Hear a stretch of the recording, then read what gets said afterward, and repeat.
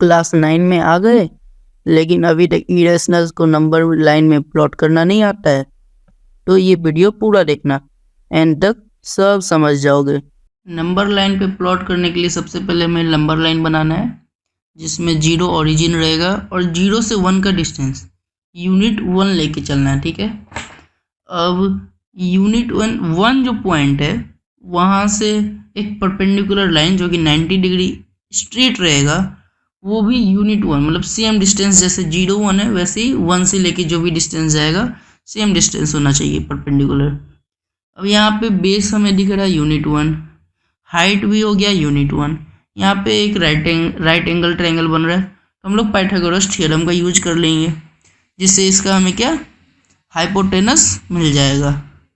तो हाइपोटेनस निकालने के लिए क्या यूज करते हैं, पाइथागोरस थ्योरम। तो पाइथागोरस थ्योरम के हिसाब से यहाँ पे हाइट को x लेट कर लेते हैं तो x इजिकल टू क्या हो गया, अंडर रूट 1 का स्क्वायर प्लस अंडर रूट 1 का स्क्वायर, ठीक है।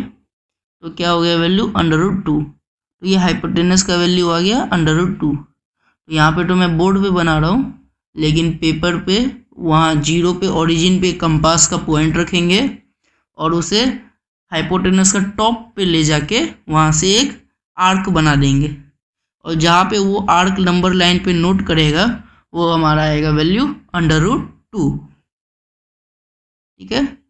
तो ऐसे हम लोग अंडर रूट 2 का निकाल सकते हैं और बाकी भी एग्जाम्पल मैं अभी बता देता हूँ निकालना। हाँ, लेकिन ये याद रखना यहाँ पे हमें कंपास का यूज करना है अंडर रूट 2 को आर्क बनाने, अंडर रूट 2 का आर्क बनाने के लिए, ठीक है। सो ये चीज़ भूलना मत कि कंपास का यूज नहीं करना है, खुद से नहीं बना देना नहीं तो गलत वैल्यू आ जाएगा।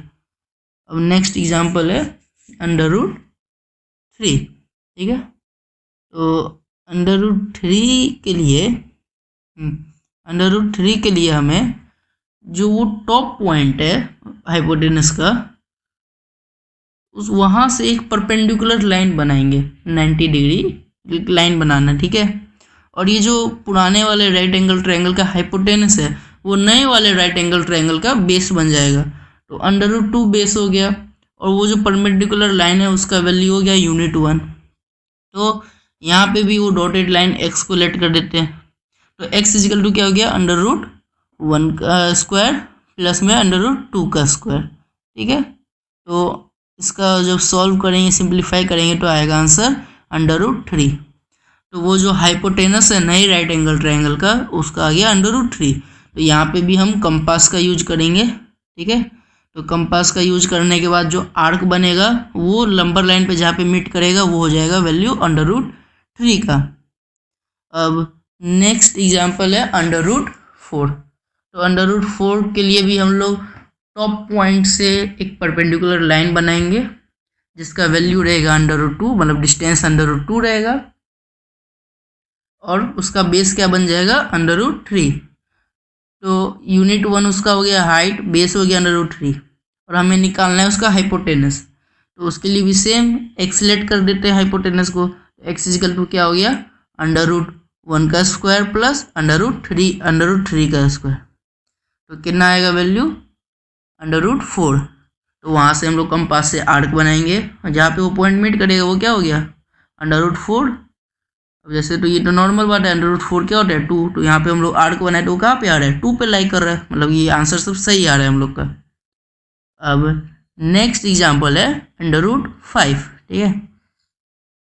तो अंडर रूट 5 को डिनोट करने के लिए जो सेम है वही सबसे टॉप पार्ट मतलब कि ये जो अंडर रूट 4 है हाइपोटेनस है वो बन जाएगा उसका बेस और वो टॉप पार्ट से एक परपेंडिकुलर लाइन ड्रॉ करेंगे जो कि 90 डिग्री एंगल होना चाहिए। 90 डिग्री एंगल कभी भूलना नहीं है, 90 डिग्री परपेंडिकुलर ही बनाना है। और फिर वहाँ से हाइपोटेनस क्या है, हाइपोटेनस हम लोग पाइथागोरस थ्योरम से निकाल सकते हैं। तो यहाँ पे एक्स लेट कर देते हैं उसको। तो x is equal to under root 1 का स्क्वायर प्लस अंडर रूट 4 का स्क्वायर। तो सिंप्लीफाई करें तो आएगा आंसर अंडर रूट 5।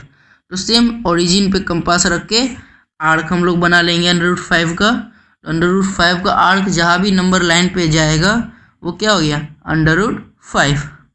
तो ऐसे ही जैसे √5 और √2 से √5 का मैंने निकाला, ऐसे ही ये प्रोसेस जाता जाएगा। और एनसीईआरटी क्लास 9 में इसका बहुत क्वेश्चंस आते हैं। क्या हुआ, आया समझ? अगर आया तो सब्सक्राइब करके ही जाना।